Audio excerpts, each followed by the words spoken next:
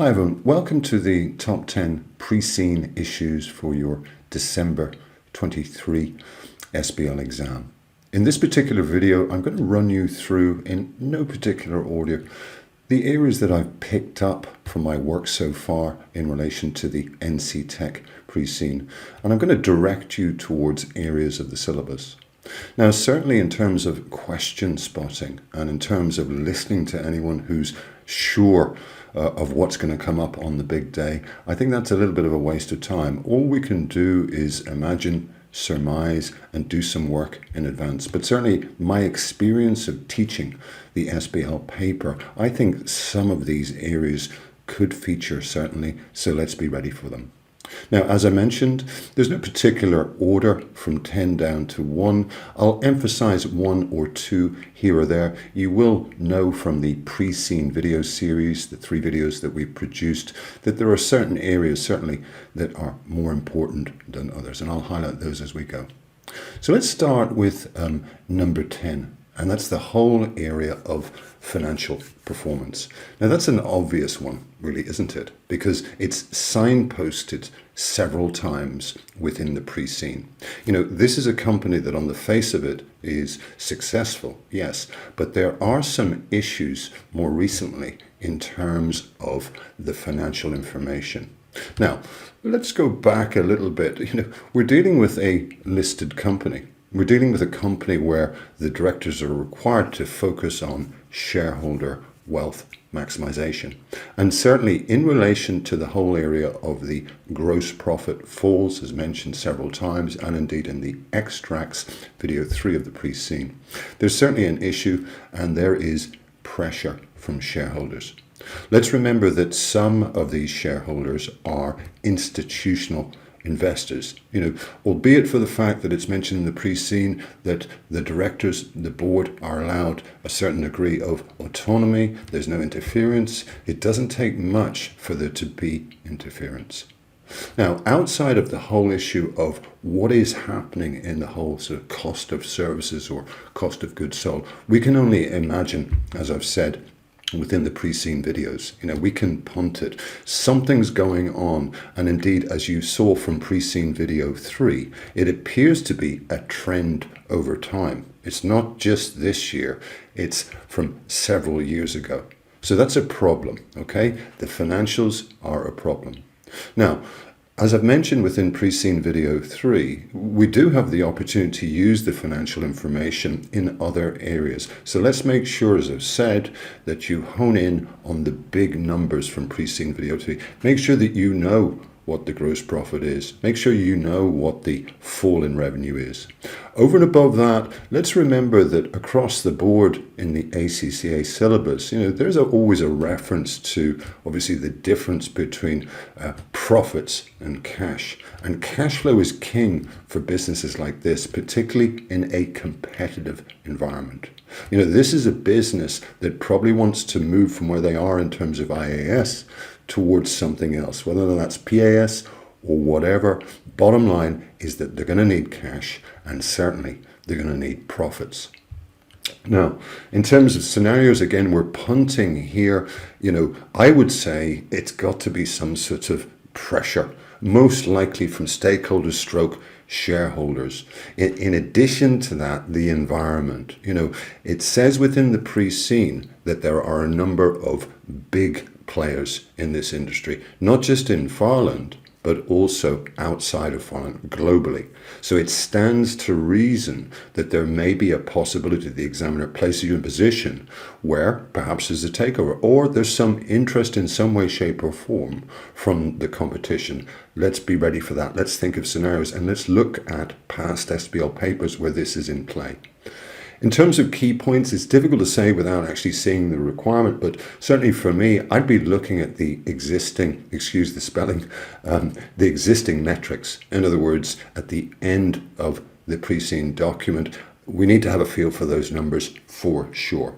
We need to recognize that this is a very, very fast-moving industry. Things change, and as mentioned several times already, and indeed within the pre-seen, you probably can't get a more competitive environment than this.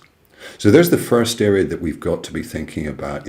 How would we address this problem? What do they need to do? Second area is more low level, the supplier issue. Now, this isn't mentioned in any great detail within the pre-scene. And note, a la Porter's Five Forces, I'd sort of include suppliers as really anyone who provides services. Note, that will include employees. So in terms of Porter's Five Forces, what Porter says is that obviously suppliers and indeed employees have a certain amount of power. And you'll see from the strategic analysis some key points that I make there. So in terms of the relevance here, excuse me, certainly suppliers, whoever they are, to NCTech and indeed employees are absolutely crucial. They're crucial for quality, they're crucial for efficiency, and indeed, given the financial information, they're certainly crucial in this area of maintaining and building revenues. Certainly in the pre-scene we've seen, it seems to me, although it's not said, that there will be a range of different suppliers. I mean, look at the industry and look at how quickly it moves. They need reliance from suppliers. They need good quality suppliers. And we've seen in the past the SBL examiner bringing in some sort of problem centered around a supplier issue, whether or not that's an actual supplier or an employee. In terms of the likely scenarios, possibly a new supplier, a supplier letting them down, or some issues on price or quality, or some sort of negotiation. Again, I'm punting here. As mentioned, I think this area is slightly low level. I would be more interested in the employee aspect, and I will deal with the staffing a little bit later on in this video. In terms of points to raise, obviously, relationships are key. We know and we see from Mendelow's matrix that we have key players, we have keep satisfied. The range or myriad of relationships that the board and indeed the management have are many and varied, and those relationships are key. We need to think about contract terms. I mentioned within pre-scene video 1, I believe, of the flip side of that. In other words, the importance for customers to have bulletproof and indeed watertight contract terms. It's also important for NCTech to make sure they're up to speed in relation to not just their contracts with suppliers, but also with employees. In terms of bottom area here, the supplier power, I've mentioned that already. Really for a company that is sort of outside maybe the top 10, maybe the top 15, in terms of the supplier power, I would have thought it'd be sort of mid-range as referenced within the strategic analysis and Porter's Five Forces. Okay, let's move on to the next area here. Acquisitions. Now this is important for me. We see from the early part of the pre-scene that this business has grown rapidly over the last 10 years. How exactly it's grown, we're not 100% sure, and we know that they pigeonhole themselves in the area of IAS. So whether or not it's organic, or indeed they have acquired other businesses, those businesses are going to be tied into that basic business model. So in terms of the reference, great growth, yeah. Certainly, if we're going to be acquiring another company, perhaps a competitor, it could be linked to funding of some kind. Do remember that the examiner likes the style of question that focuses on probably, the benefits and perhaps the risks associated with acquiring X, Y, Z. The bottom line also in relation to a possible target for acquisition is this is such a competitive environment. So they need to be careful. They need to find companies that have, like them, a certain degree of competitive advantage. What does that mean? An edge in some way.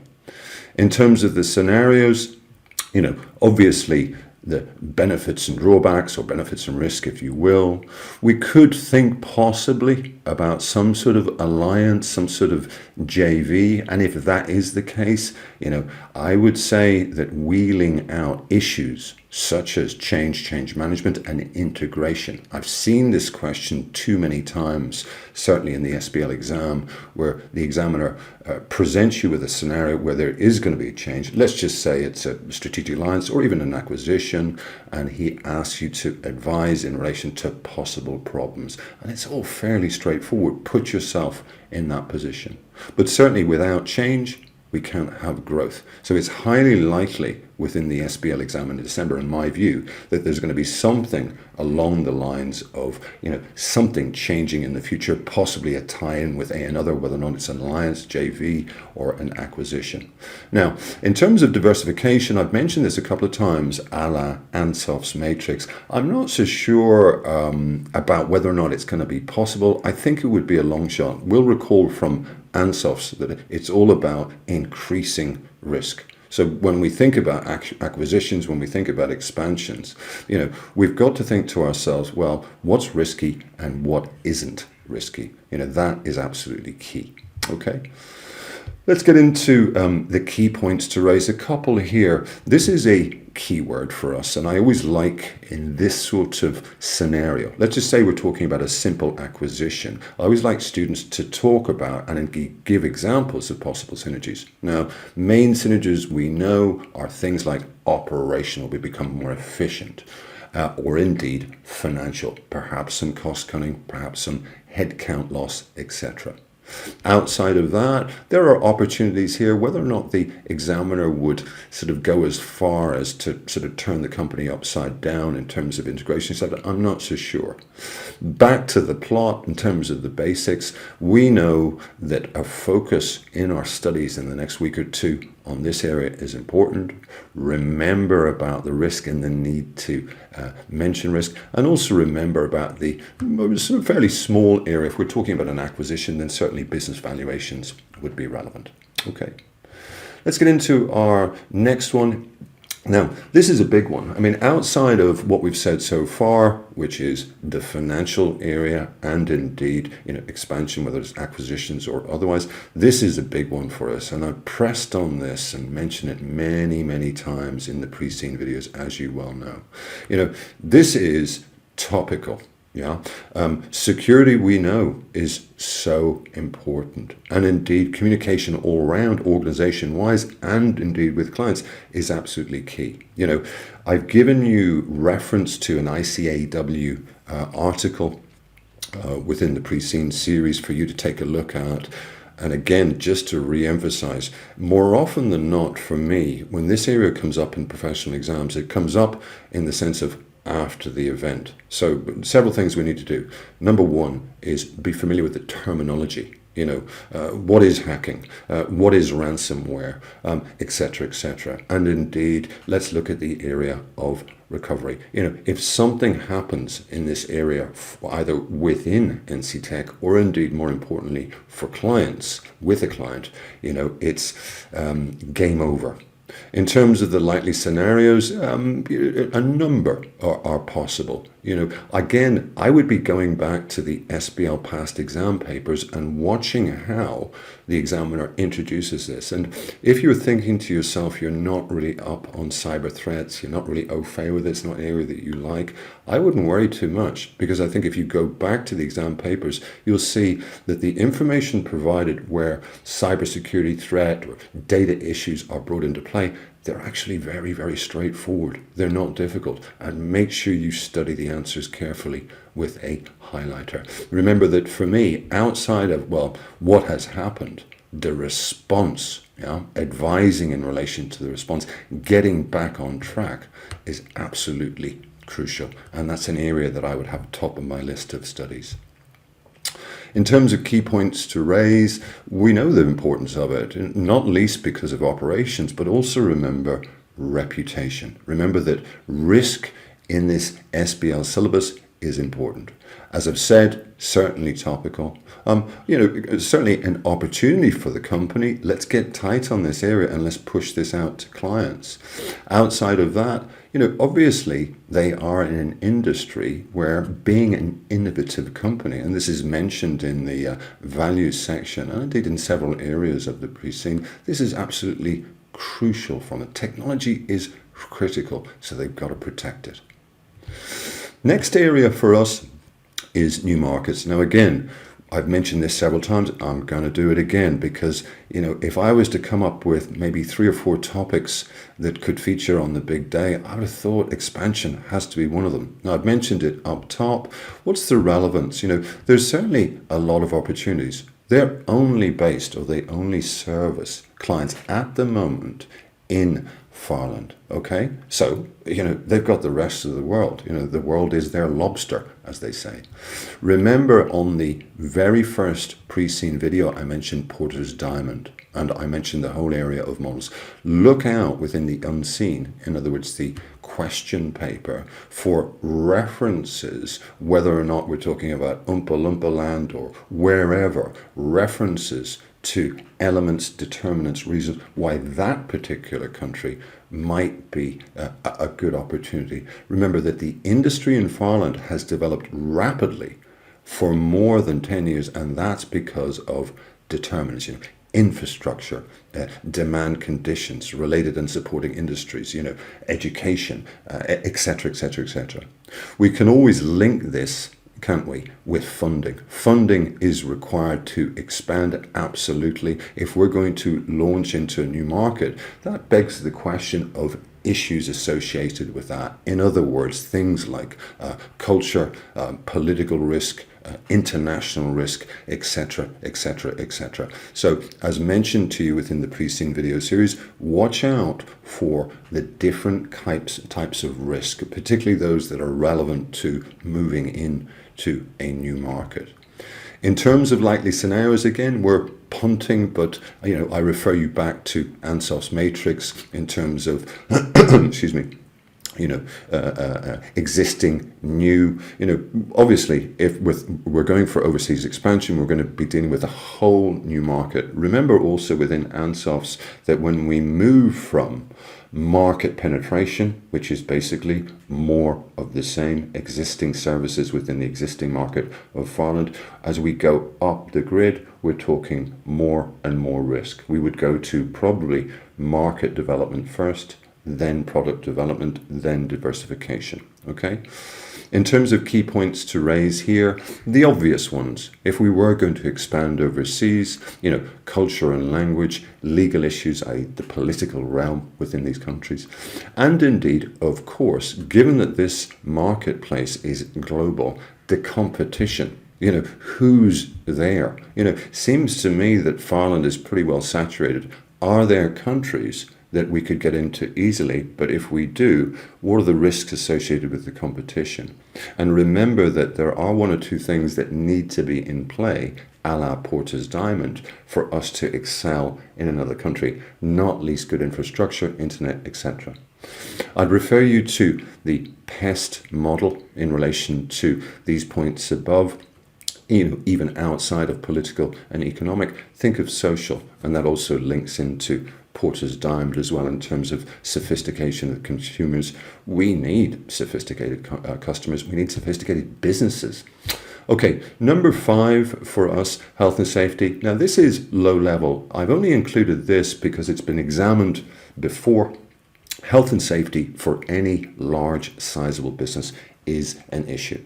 Very often it's mentioned in the media. Let's be familiar with the basics. And the basics certainly for health and safety within an employer is to provide a safe working environment, a safe working place for employees. It's to take care. So this one, quite low level, but let's not leave any stone untouched. How might we deal with these sorts of areas, people being injured, etc.? Not mentioned in the pre-scene, but that does not mean it can't come up. So we have to think of things like being insured, the risk associated with H&S, investing in health and safety, and also monitoring legislation from time to time. We know that they perform a sort of environmental analysis periodically. That's what it says within the pre-scene. So I would have thought they're up to speed on how legislation is changing, not just in this area, but in a number of different areas. Key points to raise for us, obviously for any business, health and safety is critical, as are other things when we think about staff, certainly ethical behavior, CSR, etc. Relationships with stakeholders, absolutely key. Insurance risk, I've mentioned. Do remember that, as mentioned within the pre-seen videos, the whole area of mission and values is important within SBL. They have to tie in, or they have to be seen to tie in with their mission and values. We can't be advising, or they can't be going off on a tangent that contradicts this area. In terms of staff training, certainly staff training is core to health and safety, but let's also remember that staff training can be wheeled out in any area that concerns employees. It's always a good go-to area, whether it's ethics, whether or not it's an accident, it's always a good solution, is it? We need more staff training. Let's move on to our next area, competitors. Now again, this has been mentioned quite a few times, and when we look at the pre-seen, when we look at the numbers, the stats, the market shares, etc., NCTech is not in with the big boys, okay? And as mentioned, that makes them, for me, a target. There are numerous competitors, not just in Farland, but outside of Farland. Those would probably be the ones I'd be worried about. And remember that it's mentioned within the pre-seen, the risk of some of these big boys coming into Farland is high. Remember, where there's money, there's going to be a competition. And, when we think about competitive advantage, clearly the three founders, the three board members, have been savvy enough to spot the opportunity, first mover as it were 10 years ago. But, it's not just about spotting it and being successful for 10 years, it's about maintaining it. And that means keeping an eye on competitive advantage, because other companies are. Outside of that, just moving on to sort of likely scenarios. Again, we're punting here, but we have to, possibly competitors merging. I mentioned about JVs. I mentioned about strategic alliances. What would be the issue there? I would have thought integration. I would have thought change management. Takeover is one we've mentioned several times. That can go both ways. We could be talking about an acquisition by NCTech, but maybe more than likely, we could have been talking about the reverse. How would they react, if a hostile takeover was on the table? We've mentioned new entrants. We know that the barriers within this particular industry are fairly high, but does that mean there's going to be no new entrants? Difficult to say. We'd be punting, but the bottom line is that where there's a market that's growing, certainly tech innovation based, people are going to be watching people with finance. So it's not beyond the realms of possibility that someone comes in, a big new player, possibly directly into Farland, not necessarily to another country. Outside of that, buying out a competitor. I've mentioned up top when we talked about acquisitions that this is certainly potentially in play. There's so many, and I would have thought, not least because of the fact that they aren't the biggest, there's probably quite a few players in the Farland market, and indeed elsewhere in other countries, who are smaller than NCTech.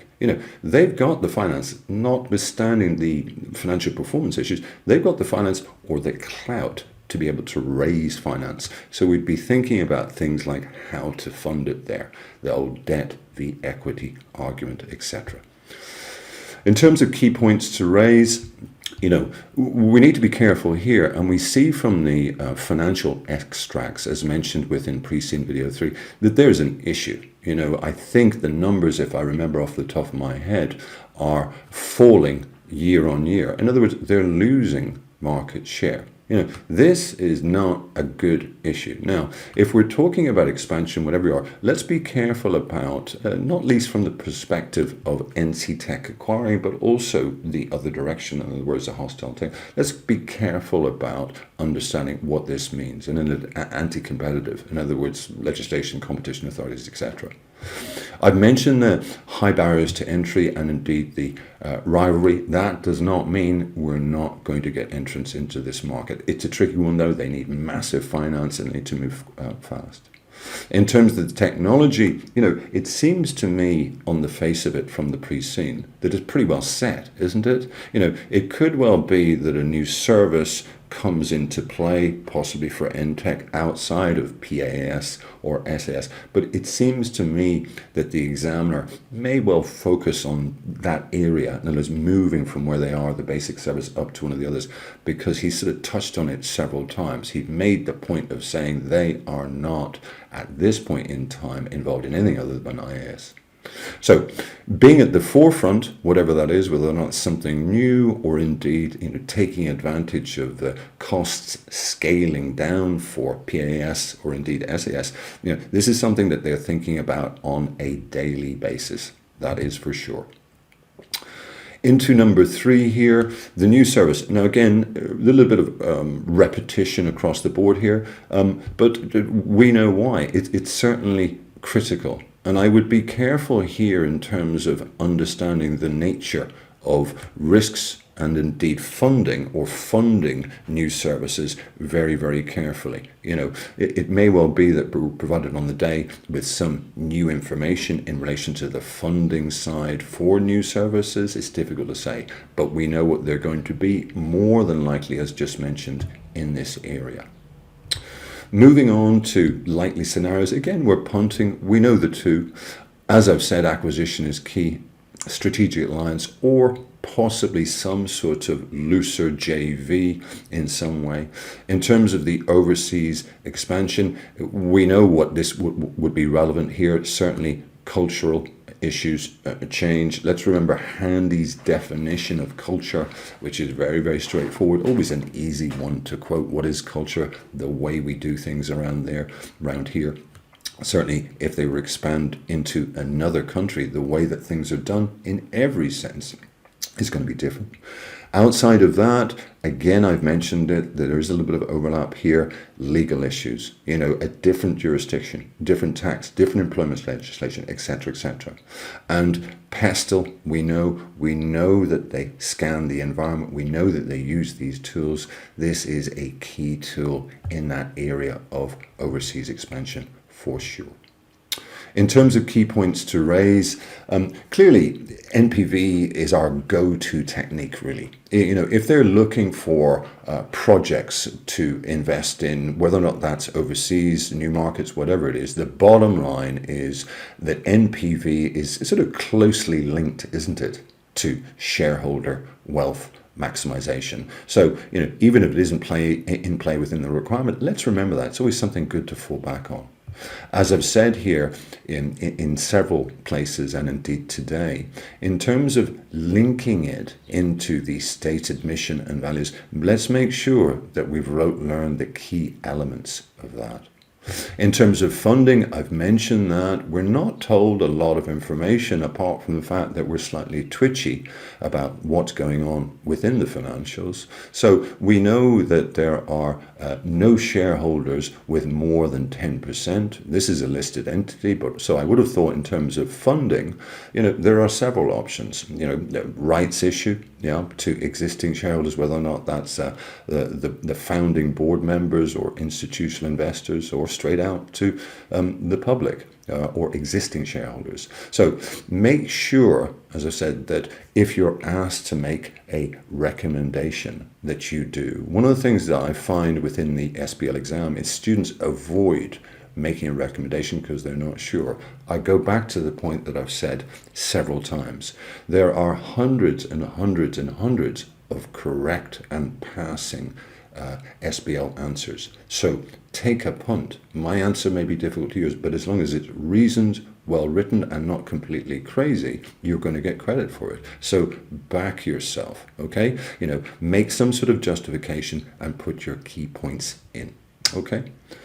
Moving on to the next area, penultimate area. This one here, environmental. Now, this one's included really because it tends to be examined within the SBL exam from time to time. I'd call it fairly low level. Bottom line is, we know over the last 10 to 20 years how important the environment has become. I'm talking, of course, about the 3 Ps: people, planet, profit. What does a sort of a pro-environment or pro-social responsibility stance do for a business like NCTech? Well, it attracts people. customers, investors, employees. This is an important area. Now, outside of that, we know that there's a link between the whole area of the environment and reporting. Something that I haven't mentioned here is the whole area of integrated reporting or narrative reporting. If they're going to be launching into doing something new, let's say pro-CSR friendly, relevant to the environment, then let's talk about it in a report. Remember that integrated reporting is not mandatory, but many listed companies across the world are taking up the opportunity to add value to their financial statements, to talk about how they interact with the environment, to talk about how they have reduced emissions. Remember this whole area of carbon zero, 2030 or 2050. It's absolutely big news. It does make commercial sense, certainly for the brand. We know how customers and indeed the public are demanding that companies be more environmentally friendly or responsible. It's good for business. You've also got to watch out for regulation, which is getting tighter and tighter and tighter as each year passes. In terms of likely scenarios, we're punting a little bit. I've mentioned the whole area of integrated reporting, but certainly CSR reporting is an idea too. We need to collect information in terms of how we do, and also probably from partners. We want to tie in with businesses and indeed with customers that have the same view as us. We could even consider going further as to new projects. And do remember the theorists in the area of corporate social responsibility, the environment, sustainability. Remember the stances, Johnson, Scholes and Whittington, short-term stakeholder interest, shaper of society, and also Carroll and Buchholz, the levels of social responsibility going from economic all the way through to philanthropic. It's always good, if you can, to throw in just a mention of theories here and there if this topic comes up.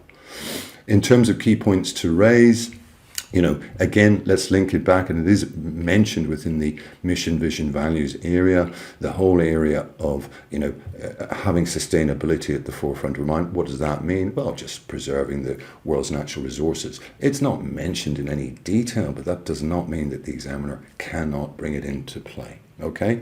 We've got to be careful about branding, particularly because of what is happening with the financials. It's clear that revenues are down, gross profit is down, ROC is down, something's going on. Let's protect this brand. There's lots of opportunities, but we need to be there to take advantage of them. In terms of, ethics, focus on the environment is important. It's the right thing to do, and we know how much the SBL examiner likes ethics. Every case study examiner likes ethics. And as I've said within the pre-seen series, make sure that you're familiar with dealing with an ethical problem, whether or not that's something in relation to a client, a board member, a member of staff, etc. For me, underperforming in an ethics question, the SBL exam is a no-no. Not just because you lose marks, but I think the marker would expect students to absolutely murder ethics questions. And there's not much to it. There's the principles, there are 5. There's threats. Outside of that, there's really, okay, there's been an ethical problem. What do we do? What are the steps? I refer you to the American Association of Accounting, the AAA steps. I've mentioned that within the pre-scene. So let's be up on ethics, and if we see it on the big day, happy days. We should absolutely murder it.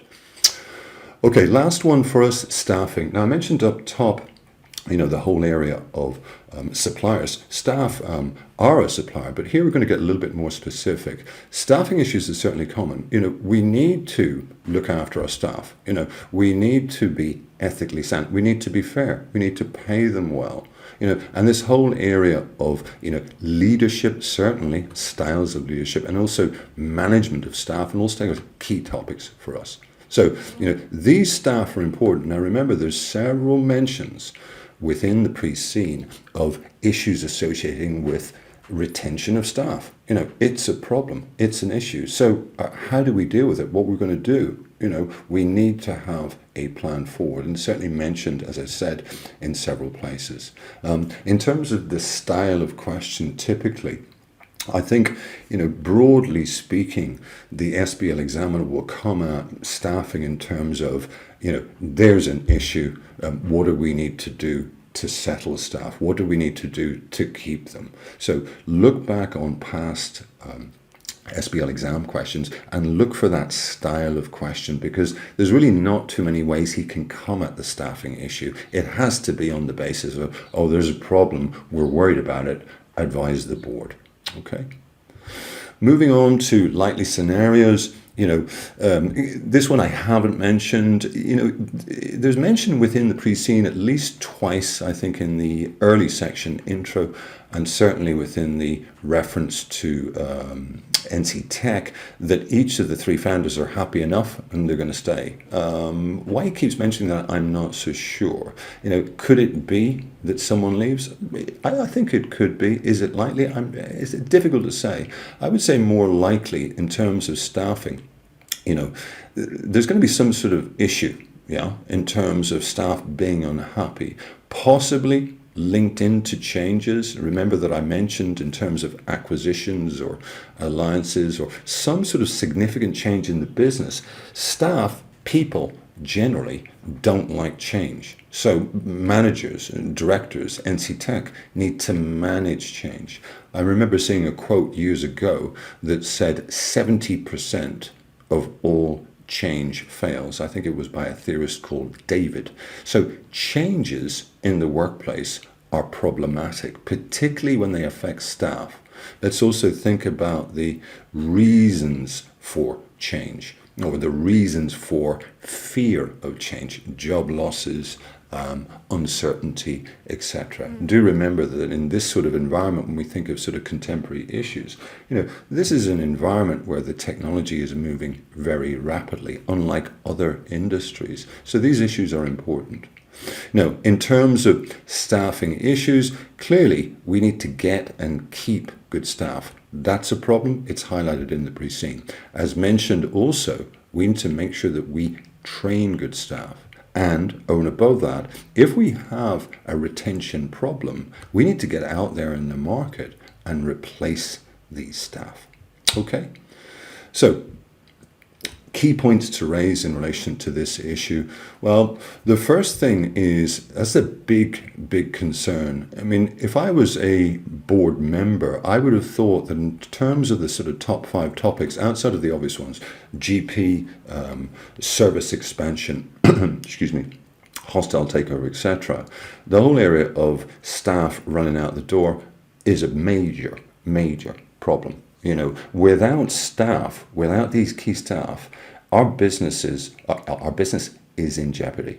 Now, finding good staff, and this is referenced in the pre-scene, is difficult, and indeed costly, and if we're in a position where this staffing issue gets more and more of a problem, that could create issues in the market, particularly if shareholders get wind of it. We've already got problems in terms of the financials. We don't need more problems. In terms of the importance to staff, clearly they're important. This is a business that's grown very rapidly over 10 years. This is a key risk. We're losing their know-how. It seems hand over fist. This is a major operational risk. Okay?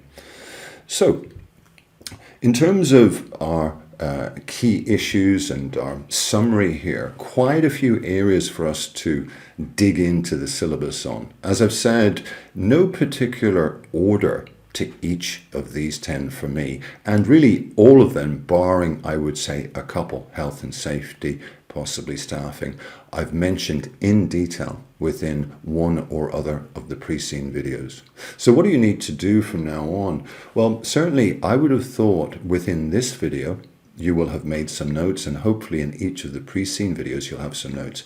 Don't overdo it on the notes. I think the key to picking up this information, whether or not it's on the top 10 hot issues or in the pre-scene videos, the key is pick up as much as you can and do questions, do mock exams, and try as best you can to use the information, not just in the unseen, i.e. the question on the day, but use this information. I always like students within case study exams to prove to me that they are aware of the context and indeed the background of the company, not just the company, but also the industry. Okay, so practice is key. We can watch a lot of videos over the course of time, but we need to use this information so that we embed it in our skulls and it just becomes second nature on the day. The more questions we do, the deeper it goes in.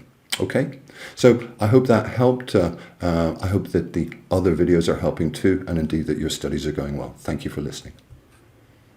So thank you very much for watching this video. I hope you have enjoyed it, and more importantly, I hope you have found it useful. If you did enjoy this video and you want to see more of it, then please do visit our website www.astranti.com. We have a free ACCA SBL pre-scene pack that includes all 3 videos for the pre-scene analysis, the strategic analysis, and the top 10 pre-scene issues. In addition to that, we also have our industry analysis document and 2 ACCA SBL mock exams with complete solutions for you to practice ahead of the exam. And also, you have access to our SBL discussion board, so you and fellow students like yourself in the same position studying for this exam will be able to chat, will be able to ask questions and receive answers from our tutors. And the best part is all of this is completely free.